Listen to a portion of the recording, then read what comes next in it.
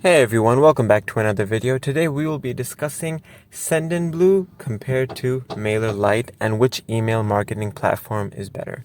Let's dive right in. So first things first, comparing both of these are both excellent email marketing tools and they are quite popular, both of them. But when we compare their pricing, Sendinblue comes in at a much more pricier plan as compared to MailerLite. Of course, both of these have their free plans, but when you compare their premium plans, MailerLite, as you can see here, is only $10 a month, whereas Sendinblue is at a $25 a month for their light plan and $65 a month for their premium plan. Now, a few features that both of these marketing tools have is automation. Both of these provide automation, whereas Sendinblue provides more advanced automation. And now when we're comparing customer support amongst both of these tools, Sendinblue comes in at a higher rate of customer service. It has more comprehensive and more manageable teams ready to answer your calls. So in short, I would say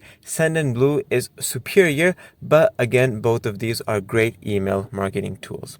I hope this video was helpful. Thanks for watching.